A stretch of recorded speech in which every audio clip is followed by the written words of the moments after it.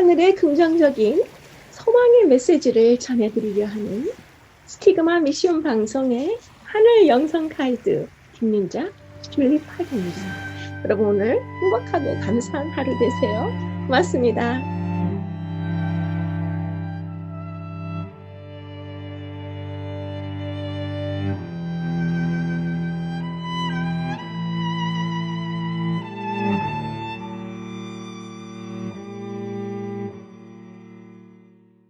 안녕하세요. 오늘은 제8과 부활하시는 그리스도의 능력이라는 제목으로 공부하시겠습니다. 죽은 자의 부활은 지금 현대 시대에도 믿기 힘든 것이지만 2000년 전에 AD 1세기에 고린도 교회 시대에 정말 믿기 힘든 그런 주제였습니다. 고린도전서 15장에 이제 고린도전서를 거의 맞춰가는 클라이맥스에서 사도 바울이 그리스도의 부활에 초점을 맞추어 부활이라는 주제로 15장에서 설교하고 있는데요. 그러면 오늘 제8과는 부활하시는 그리스도의 능력이라는 제목으로 15장을 공부하시겠습니다. 지난주에 우주 최고의 조율사이신 하나님께 우리의 마음을 튜닝하시고 조율하시도록 맡겨야 한다고 말씀을 드렸는데요. 오늘 이렇게 중요한 주제로 여러분들이 묵상하시기 위해서는 여러분들의 마음이 좀 더 단순하고 깨끗하게 조율되어서 오늘 하시는 모든 묵상이 여러분들에게 귀중한 영혼의 울림이 되시기를 기도드리면서 진행합니다. 특별히 오늘 제8과에서는 부활을 묵상하는 부활 특집으로 부활과 소망, 회복이라는 주제로 여러분들이 지루하지 않고 행복하게 시청하실 수 있도록 여러 가지 예화와 함께 엮어서 최선을 다해 은혜롭게 진행해 드리도록 하겠습니다. 그리스도의 죽음과 부활은 복음의 핵심으로서 초대교회 신앙 고백입니다. 사도 바울이 가장 중요하게 가르친 이 고백은 그리스도께서 우리를 위해 죽으셨고 다시 살아나셨다는 위대한 두 가지 사실에 대한 것입니다. 이 모든 희망의 구심점이 되는 중대한 사건이 하나 있으니 바로 예수 그리스도의 죽음과 부활입니다. 희망을 잃은 세상에 기독교가 주는 것이 바로 그것입니다. 그저 막연한 내세가 아니라 우리 몸과 영혼이 부활하여 회복된 새 하늘과 새 땅에 들어가는 것을 말합니다. 복음은 특정한 역사적 사건을 보고하면서 시작되는데요. 기독교가 내 삶을 변화시키려면 특정한 사건, 그리스도의 십자가와 부활 사건이 역사 속에서 일어났다는 사실을 받아들여야 합니다. 기독교는 역사적 신앙이기에 또한 합리적인 신앙입니다. 사흘 만에라는 말에서 보듯이 예수님의 부활은 타임스탬프, 시간 도장이 찍힌 실제 역사적 사건입니다. 인류의 증언 역사 가운데 일찍이 예수님의 부활 증인들보다 진실되고 많은 다수의 순교자를 낸 적은 없었습니다.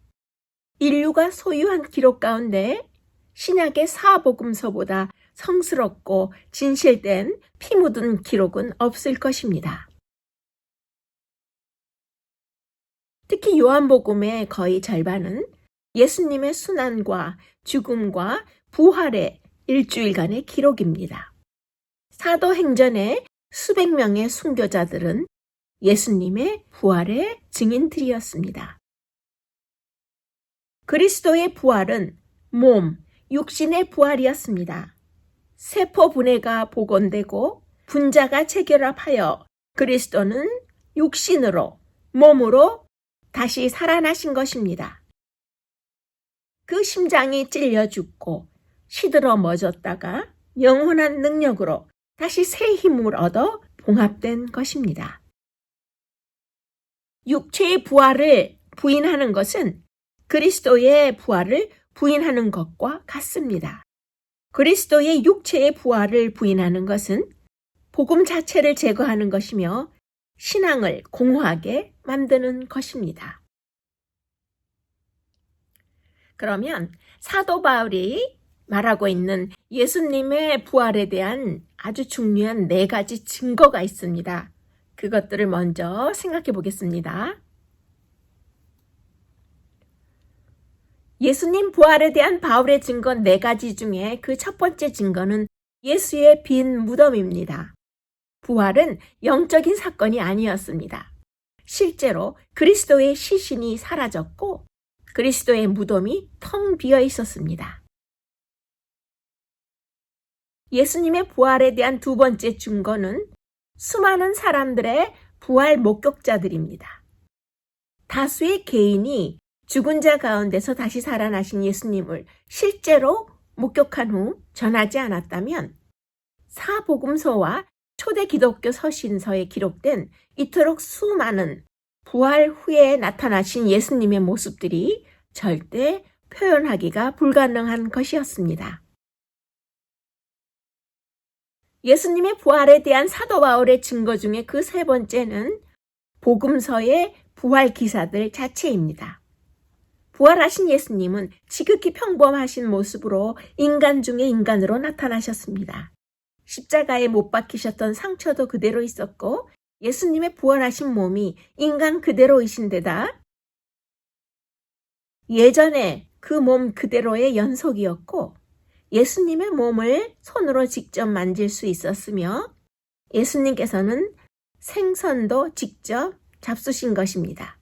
이것은 완전히 새로운 범주의 개념이었고 이전의 모든 종교나 문화의 상상을 모조리 초월하는 실제적인 부활이었습니다. 예수님의 부활에 대한 사도 바울의 증거 그 4번째는 초대교회에서의 불가사의한 부활신앙입니다. 2000년 전에 제1세기 그 당시의 유대인들은 메시아의 부활을 상상도 할 수 없었고 인간이 하나님의 아들이 될 수 있다고도 믿지 않았습니다. 그런데 그리스도의 실제적인 부활을 목격한 초대교회 내의 신자들로 인해 예루살렘의 초대교회에서는 거의 하룻밤 사이에 모든 성도들이 부활신앙을 즉시 믿게 되었던 것입니다.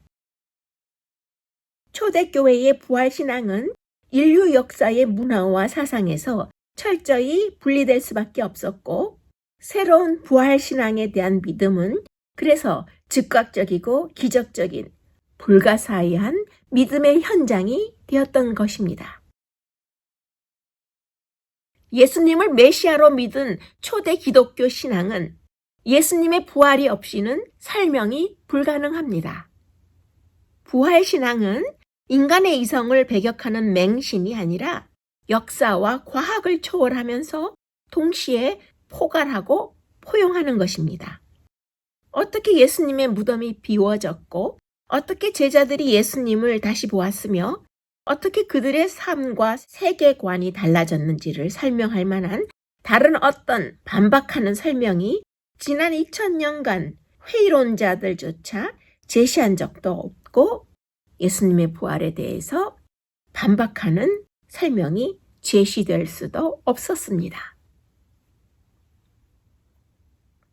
그러면 지금은 고린도전서 15장 3절에서 5절까지 함께 보시겠습니다. 그리스도께서 성경 말씀대로 우리 죄를 위해 죽으시고 무덤에 묻히셨다가 3일 만에 다시 살아나셨습니다.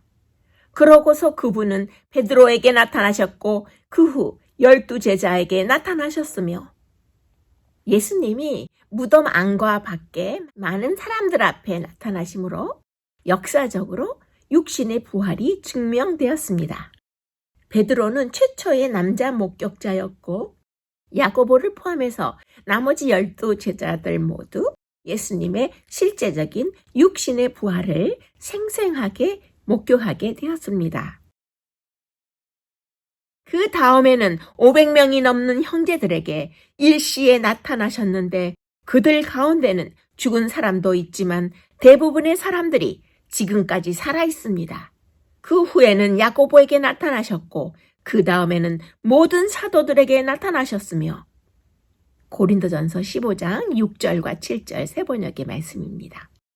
이후에 상당히 많은 성도의 무리가 예수님의 부활을 직접 목격했다고 쓰고 있는데요.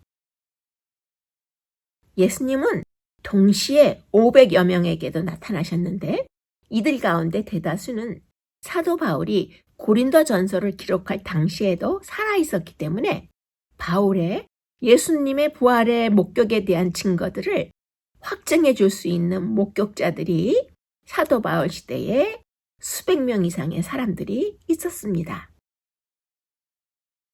AD 1세기를 연구하는 역사가라면 누구나 인정할 수밖에 없듯이 그리스도의 부활은 사람들이 나중에 지어낸 말이 아니라 실제로 벌어진 사건이었습니다. 전혀 예상하거나 바라지도 않았던 그 일을 중심으로 세상의 모든 사람들은 그들의 삶을 재편해야만 했습니다. 사도 바울이 복음을 제시하는 데 쓰인 단어의 75% 이상이 부활의 목격자들을 열거하는 일에 쓰여졌고 많은 시간을 그리스도의 부활의 역사성에 설명하는 데 사도 바울은 할애하곤 했습니다. 영국의 한 변호사 프랭크 모리슨이라고 하는 사람이 죽은 자의 부활은 있을 수 없는 일이라고 생각하고 예수 그리스도의 부활을 반박하는 글을 쓰기 위하여 오랜 세월 동안 세밀한 조사와 연구 끝에 놀랄만한 사건이 발생하고 말았습니다. 프랭크 모리슨은 연구를 종합해서 책을 썼는데 결국 그 책을 쓰다 보니 예수 그리스도의 부활 사실을 송두리째 믿을 수밖에 없게 되었던 것입니다. 프랭크 모리슨이 쓴 바로 그 책이 Who Moved the Stone? 누가 돌을 옮겼나라는 유명한 책이었습니다. 우리가 예수 그리스도의 부활 사실을 이론적으로 따져보려고 하면 할수록 그리스도의 부활은 지극히 현실적이고 역사적이며 확실한 사실인 것임을 더욱 확인하게 되는 것입니다. 세상을 변화시킨 기독교 역동성의 배경은 예수 그리스도의 부활입니다. 부활신앙은 기독교의 핵심이고 신앙의 초석이며 변화된 삶의 원동력입니다. 기독교는 역사적으로 수없는 박해와 도전을 만났지만 언제나 위기를 갱신의 계기로 삼아 스스로를 정화하며 세상을 압도하는 생명력으로 변화의 주체가 되어 왔습니다. 그 어떤 슬픔과 공포, 회의와 실망, 그리고 고통과 상처도 그리스도의 부활의 사실을 믿고 부활의 능력 가운데 살며 부활복음을 증거하는 그리스도인들을 침노할 수 없는 것이었습니다. 오래전에 영국의 웰링턴 장군이 군대를 이끌고 프랑스의 나폴레옹 군대와 싸우기 위해 전선으로 출발을 했습니다. 그 당시 사랑하는 남편들과 사랑하는 자식들을 전쟁터로 보낸 사람들뿐 아니라 런던과 모든 영국 국민들은 전쟁터에서 승전보가 날아오기를 간절히 기다리고 있었습니다. 워털로에서 서로 팽팽하게 대치하고 있다는 소식이 들려왔는데 이 전쟁에서 누가 이길 것인가? 어느 나라가 질 것인가? 내 아들, 내 남편은 무사할 수 있을까? 답답하고 초조한 시간을 보내고 있을 때에 워털루 전쟁터에서 소식이 들려왔습니다. 영국군이 나폴레옹 군대에 참패를 당했다는 소식이었습니다. 하늘이 무너지고 땅이 꺼지는 참담한 소식이었습니다. 이 슬픔의 소식은 온 런던 시민들과 영국의 국민들을 탄식의 도가니로 만들어서 모두들 발을 동동 구르며 어찌할 줄을 몰라 했고 런던의 주식값은 뚝뚝 떨어졌습니다. 이렇게 절망의 깊은 밤을 보내고 난 다음 날 새벽 워털루 전선에서 다른 소식이 들려왔습니다. 웰링턴 장군의 군대가 참패를 한 것이 아니고 프랑스의 나폴레옹 군대가 참패를 당했다는 소식이었습니다. 어제 전해온 소식은 잘못된 소식이라는 것이었습니다. 짙은 안개만큼이나 침울했던 런던은 갑자기 기쁨과 환희의 도시로 바뀌게 되었고 런던의 사람들은 거리로 뛰쳐나와 소리를 지르며 함께 얼싸안고 덩실덩실 춤을 추었습니다. 예수님의 십자가의 죽음은 절망의 소식이었지만 예수님의 부활 소식은 희망과 기쁨의 큰 소식이었습니다.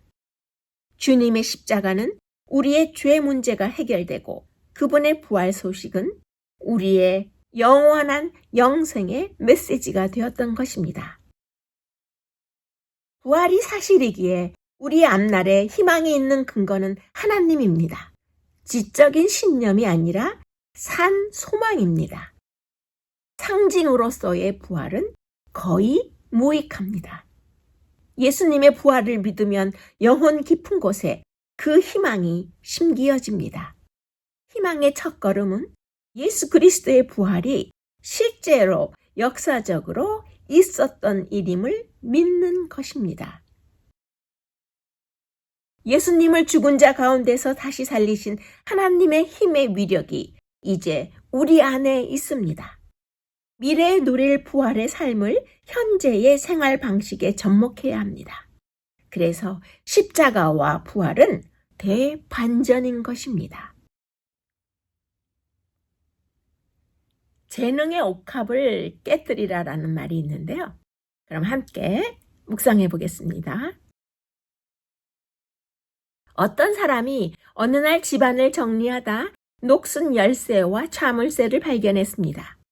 좋은 물건이라고 해서 비싸게 샀는데 잊고 오랫동안 쓰지 않아서 이 비싼 자물쇠와 열쇠가 녹이 슬고 만 것입니다.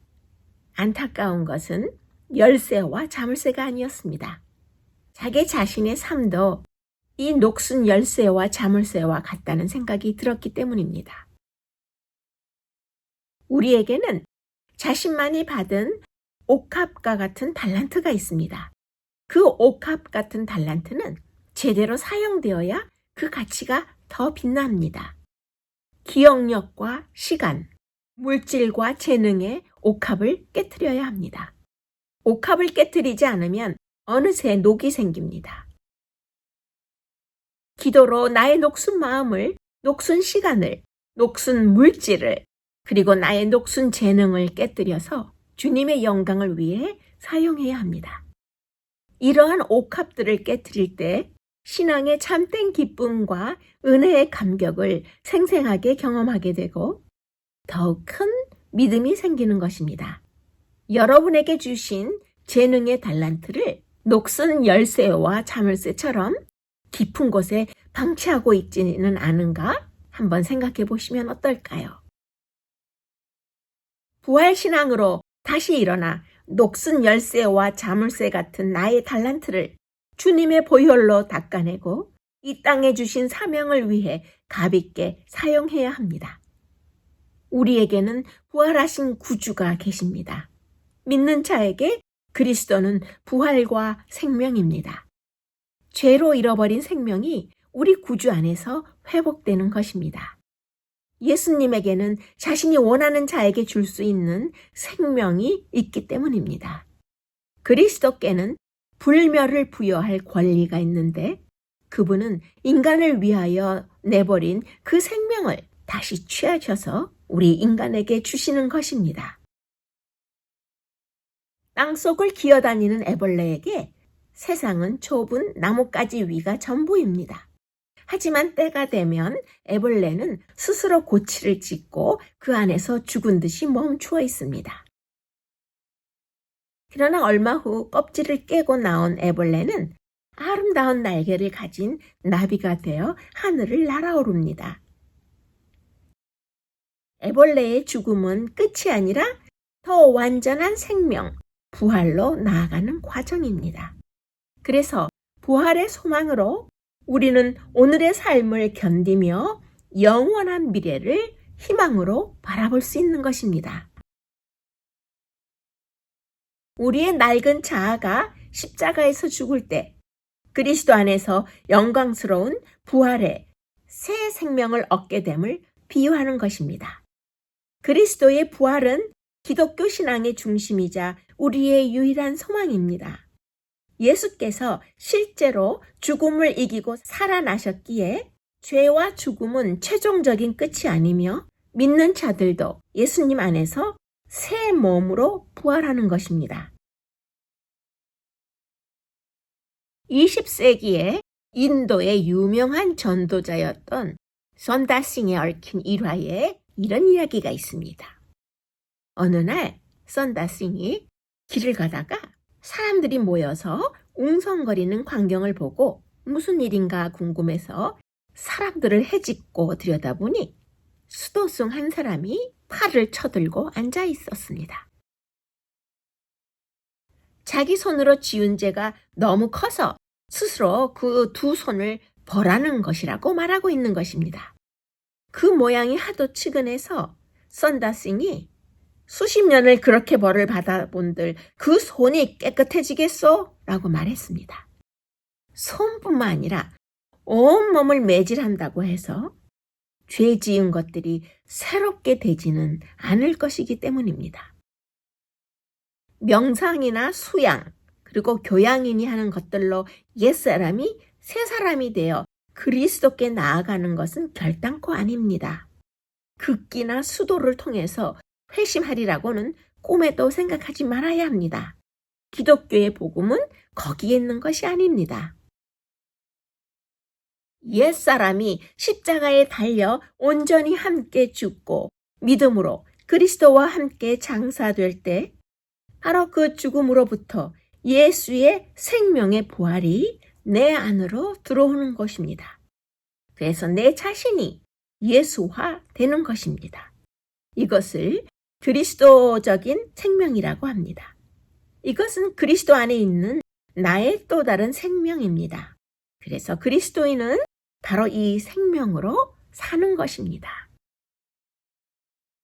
그리스도께서는 죽었다가 다시 살아나 죽은 사람들의 첫 열매가 되셨습니다.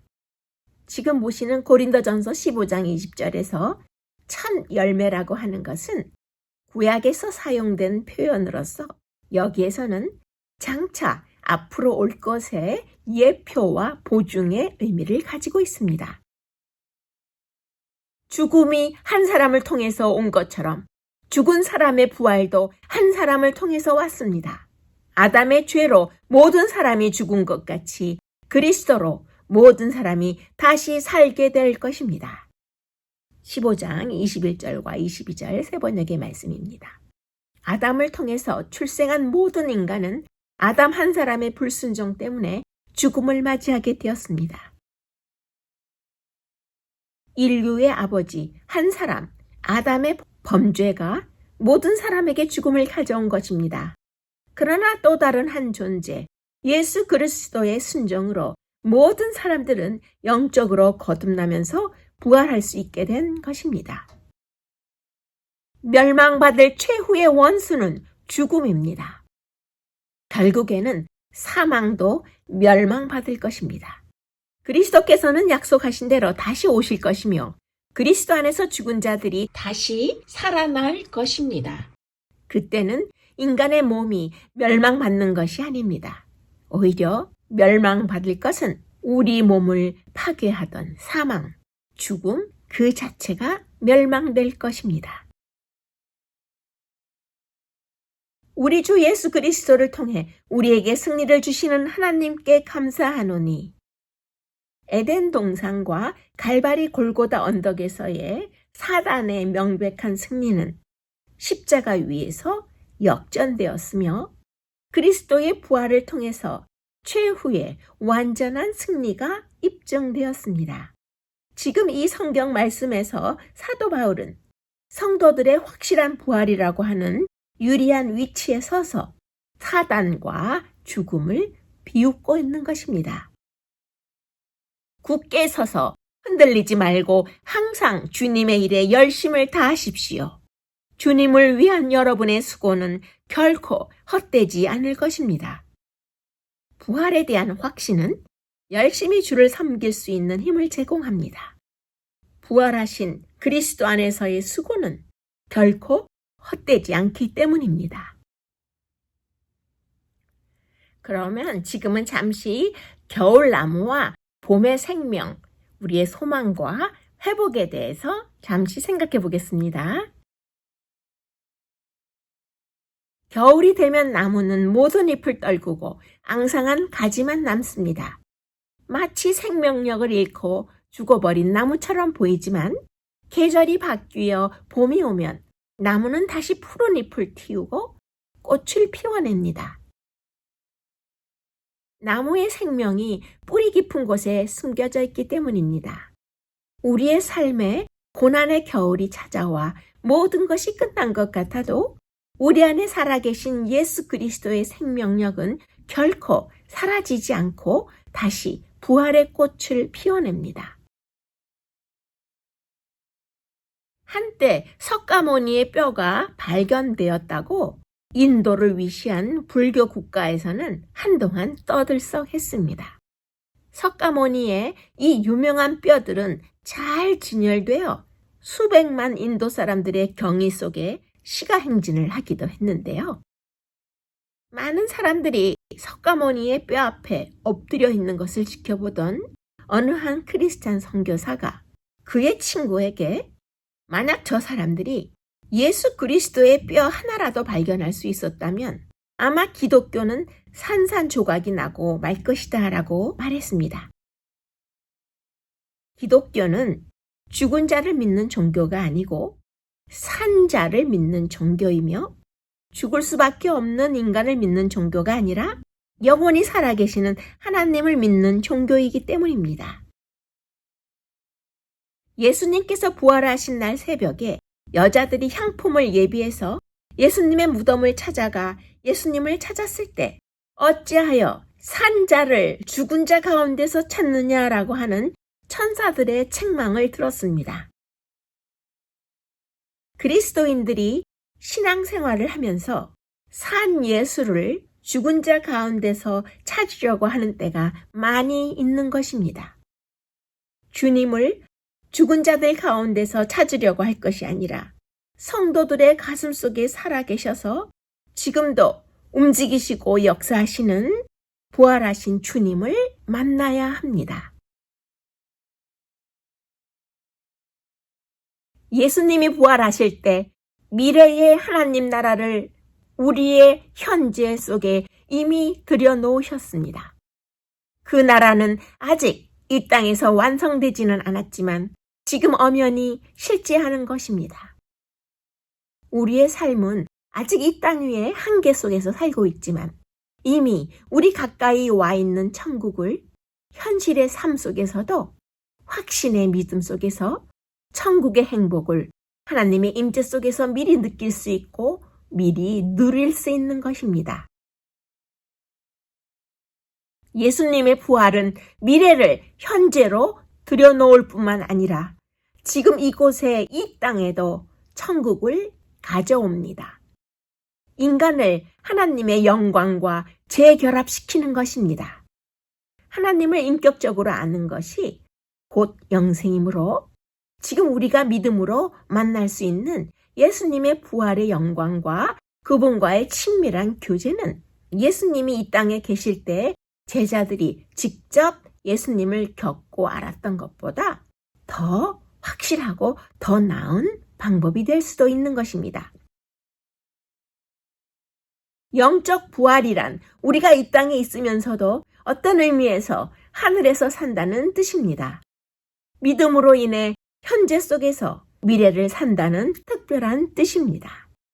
우리는 종말에 몸으로 부활할 뿐 아니라 그리스도를 자신의 부활하신 구주와 주님으로 믿는 지금 이 순간 영적으로 이미 부활한 것과 같기 때문입니다. 예수님의 영광을 보는 두 가지 방법 중에 하나는 지금 믿음으로 보는 것이고 또 하나는 영원으로 들어설 때 하나님의 나라에서 직접 우리 눈으로 주님을 보는 것입니다. 나의 육안으로 굳이 예수님을 지금 만나볼 수 없어도 나의 삶을 변화시키는 부활 신앙을 소유할 수 있습니다. 예수님은 부활하여 지금 살아계시고 적극적으로 우리를 찾고 계십니다. 여러분의 바로 옆에 동행하고 계시는 예수님을 볼 수만 있다면 여러분 모두 지금 깜짝 놀라실 것입니다. 우리가 부활하신 그리스도와 믿음으로 연합할 때 우주를 재창조할 만큼의 강력한 미래의 능력이 이미 우리 안에 들어오는 것입니다. 예수님이 부활하셨으므로 우리에게는 장차 올 미래가 현존하는데요. 십자가의 부활은 십자가에서 우리의 죄값을 다 치르셨음을 확증해 줍니다. 십자가만으로는 얻을 수 없는 영원하고 완벽한 자유를 그리스도의 부활이 우리에게 가져다 주는 것입니다. 죽은 구주가 아니라 부활하여 살아계신 구주만이 우리를 구원하실 수 있는 것입니다. 우리를 원칙적으로 해방시킨 것은 십자가이지만 그 자유를 실천하는 데 필요한 능력을 우리 삶에 직접 가져다 주는 것은 예수님의 부활입니다. 수치심과 죄책감, 그리고 죽음 자체의 절망에서 벗어날 수 있는 것은 예수님의 부활이 가져다 준 큰 선물입니다. 예수님의 부활을 통해 하나님은 역사 전체와 우리의 삶 전체에 완불, paid off 이라는 도장을 찍으셨습니다. 인간의 죄값을 이미 치렀음을 그리스도의 부활이 보증하는 것입니다. 그리스도께서 무덤의 문을 여시고 부활하신 것이 우리 죄값을 지불하는 완불의 영수증이 된 것입니다. 미국의 최고 명문 대학 중에 하나인 스탠포드 대학을 다 잘 아실 텐데요. 이제 마지막 부분에서 미국의 이 스탠포드 그 유명한 대학이 어떻게 설립되었는지 잠시 생각해 보겠습니다. 미국에서 스탠포드 대학은 한국, 우리나라의 서울대나 연대, 고대처럼 미국에서 아주 유명한 최고 명문 대학 중에 하나입니다. 그런데 그 스탠포드 대학을 설립한 사람이 바로 미스터 스탠포드입니다. 스탠포드가 이 스탠포드 대학을 설립한 동기가 있습니다. 스탠포드라는 사람은 부자였고 캘리포니아 출신 상원 의원이었습니다. 그런데 갑자기 그의 외아들이 죽었습니다. 아주 잘생기고 뛰어난 수재였던 사랑하는 외아들이 죽은 것입니다. 극도의 슬픔에 잠긴 이 아버지는 장례식에서 할 말을 잃었습니다. 큰 슬픔 속에 잠을 잘 수도 없고 매일 밤을 뒤척이고 있는데 어느 날 밤 꿈에 그 아들이 생생한 모습으로 나타나 아버지에게 말했습니다. 아버지, 저는 부활하신 예수님 곁에 있습니다. 저 대신 어려운 청년들을 도와주세요. 슬퍼하지 마시고 어려운 청년들을 제발 도와주세요. 스탠포드는 이 환상을 보고 인생관이 확 바뀌고 말았습니다. 아, 예수님도 살아계시고 내 아들도 살아있구나. 스탠포드는 이런 믿음이 생겼습니다. 그래서 아들의 소원을 들어주기로 하고 미국의 청년 교육에 전력을 다하기로 결심했습니다. 그 당시에는 너무나 큰 거액, 지금도 매우 큰 액수지만 $2,000,000, 약 300억 원을 바쳐서 오늘의 명문인 스탠포드 대학을 설립했습니다. 그리고 어려운 학생들을 돕는 일에 전력을 기울였습니다. 그래서 미스터 스탠포드가 죽을 때 나의 재산은 1센트짜리 동전 하나 남기지 말고 미국의 청년 교육에 모두 사용하라 라는 유언을 남긴 것입니다. 부활이 없으면 예수님도 부활하지 않으셨을 것입니다. 그러나 예수님은 분명히 부활하셨습니다. 분명히 부활은 있습니다. 이제 우리도 부활할 것을 믿을 수 있는 것입니다. 고린도전서에서 사도 바울은 고린도전서 1장과 2장에서 예수 그리스도의 십자가 사건으로 시작하면서 거의 끝나가는 15장에서 마지막으로 부활을 다루고 있습니다. 사도 바울은 예수 그리스도의 십자가와 부활의 사건이 하나님의 구원 역사의 성취를 위해 하나님의 중요한 계획에 따라 일어났다고 말하고 있는 것입니다. 네, 그럼 오늘 본론을 정리하면서 8과의 주제 성경절이죠. 기억절인 고린도전서 15장 함께 보시겠습니다. 그리스도께서 만일 다시 살아나지 못하셨으면 우리가 전파하는 것도 헛것이요 또 너희 믿음도 헛것이며 그리스도께서 다시 살아나신 일이 없으면 너희의 믿음도 헛되고 너희가 여전히 죄 가운데 있을 것이요. 고린도 교인 일부는 이교적인 세계관의 영향을 받아서 부활이 없다고 주장했지만 사도 바울은 그리스도의 부활이야말로 유일한 인류 구원의 소망이라고 확신하면서 말하고 있는 내용을 오늘 고린도전서 15장을 통해 공부하셨습니다. 우리 주님은 부활하여 승천하셨고 이제 곧 우리를 데리러 다시 오실 것입니다. 그리스도의 죽음과 부활은 복음의 핵심으로서 초대교회의 신앙 고백입니다.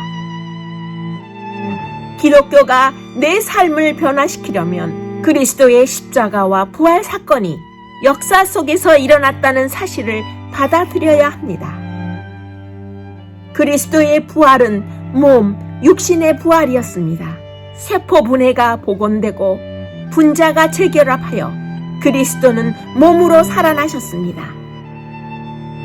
육체의 부활을 부인하는 것은 그리스도의 부활을 부인하는 것과 같습니다. 예수님을 메시아로 믿은 초대 기독교 신앙은 예수님의 부활이 없이는 설명이 불가능합니다. 예수님을 죽은 자 가운데서 다시 살리신 하나님의 힘의 위력이 이제 우리 안에 있습니다. 옛사람이 십자가에 달려 온전히 함께 죽고 믿음으로 그리스도와 함께 장사될 때 바로 그 죽음으로부터 예수의 생명의 부활이 내 안에 옵니다. 내 자신이 예수화되는 것입니다. 멸망받을 최후의 원수는 죽음입니다. 예수님이 부활하실 때 미래의 하나님 나라를 우리의 현재 속에 이미 들여놓으셨습니다. 예수님의 부활은 미래를 현재로 들여놓을 뿐만 아니라 지금 이곳에 이 땅에서도 천국을 가져옵니다. 인간을 하나님의 영광과 재결합시키는 것입니다.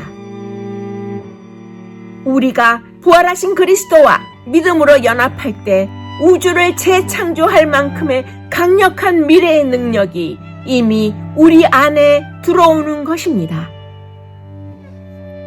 죽은 구주가 아니라 부활하여 살아계신 구주만이 우리를 구원하실 수 있는 것입니다. 예수님의 부활을 통해 하나님은 역사 전체와 우리 삶 전체에 완불이라는 도장을 찍으셨습니다.